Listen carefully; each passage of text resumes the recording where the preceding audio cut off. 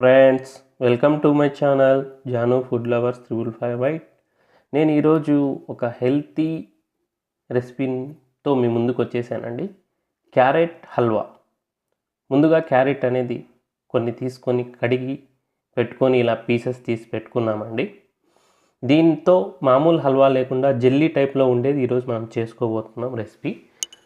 ఆ పీసెస్ని ఇలా మిక్సర్లో తీసుకొని జ్యూస్ తీసేసుకొని కొద్దిగా వాటర్ యాడ్ చేసుకొని ఒక జల్లెడ లాంటి ఇది తీసుకొని, కొంచెం పెద్దగా ఉండేది జల్లెడను, అందులో నుంచి ఆ జ్యూస్లో నుంచి క్యారెట్ జ్యూస్ ఏదైతే ఉంటుందో అది మొత్తం తీసుకోవాలండి.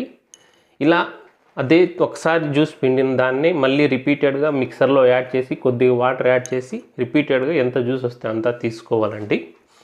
ఇప్పుడు మనం దీంట్లోకి కార్న్ఫ్లవర్ కూడా యాడ్ చేసుకుంటాం. అనేది ఇది ఎంత అనేది నేను చెప్తాను, ఎన్ని టీ స్పూన్స్ అనేది. తర్వాత బాండ్లీని మనం హీట్ చేసి పెట్టుకున్నాము ఆల్రెడీ. ఆ బాండ్లీలోకి ఇప్పుడు తీసి పెట్టుకున్న జ్యూస్ను వేస్తున్నాను. నాకైతే అవి మెజర్ చేసుకుంటే ఒక చిన్న బౌల్తో 2 బౌల్స్ వచ్చిందండి. ఆ బౌల్స్ను మీడియం ఫ్లేమ్ మీద యాడ్ హీట్ చేస్తున్నాను. ఇప్పుడు కార్న్ఫ్లవర్ని యాడ్ చేసుకోవాలి. నాకైతే 2 బౌల్స్ వచ్చింది కాబట్టి దానికోసం అనేసి 5 టీ స్పూన్స్ కార్న్ఫ్లవర్ యాడ్ చేసుకొని అలా ఉండలు లేకుండా, కార్న్ఫ్లవర్ అనేది గడ్డ కట్టకుండా బాగా కలుపుకొని అంతా వాటర్లో మిక్స్ అయ్యేటట్టుగా తీసి పెట్టుకున్నానండి. ఈ ప్రాసెస్ మొత్తం మీడియం ఫ్లేమ్ మీద చేసుకోవాలండి, లేకపోతే మొత్తం వాటర్ అనేది డ్రై అయిపోయి అడుగంటిపోయి మాడు వాసన వచ్చేసి మొత్తం పాడైపోతుంది. చూసారా?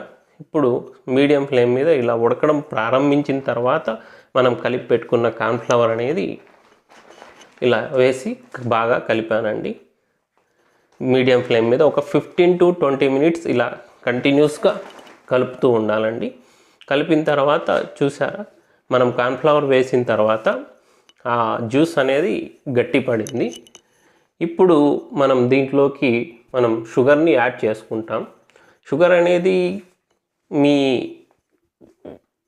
ఇష్టం అండి, కొంచెం ఎక్కువైనా వేసుకోవచ్చు, కొంచెం తక్కువైనా వేసుకోవచ్చు. నేనైతే 1 కప్ యాడ్ చేసుకున్నాను.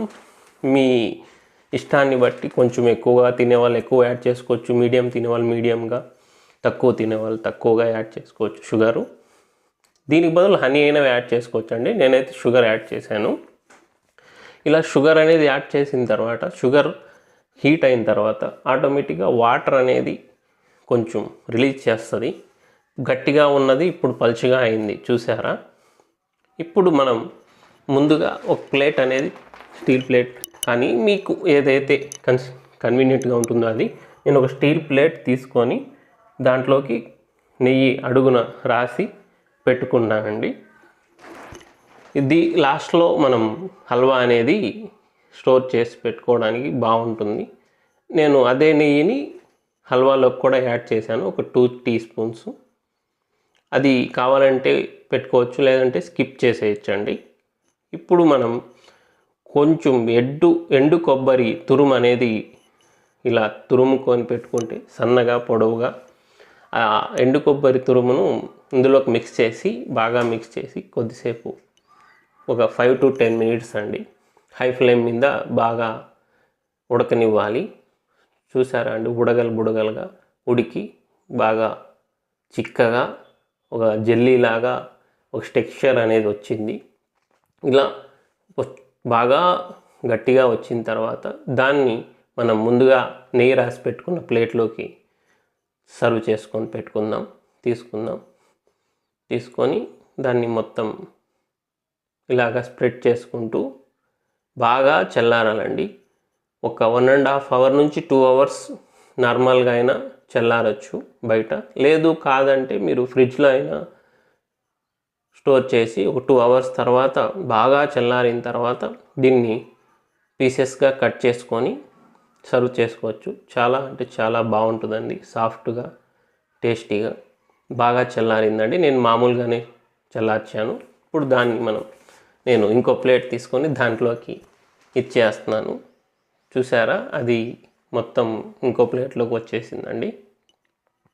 ఇప్పుడు నేను దాన్ని పీసెస్గా కట్ చేసుకుంటున్నాను, చిన్న చిన్న పీసెస్గా. చూసారా, సాఫ్ట్గా కట్ చేస్తుంటే వాటర్ అనేది లేకుండా జెల్లీలాగా సాఫ్ట్గా కట్ అవుతుంది. ఇది చిన్నపిల్లలు కానివ్వండి, పెద్ద పిల్లలు కానివ్వండి. ఇప్పుడు నేను చూపిస్తున్నాను చూడండి ఎలా ఉంది మనం చేసిన halwa, carrot halwa, jelly type halwa అనేది. చూశారు కదా, చాలా బాగుంది. Please subscribe my channel.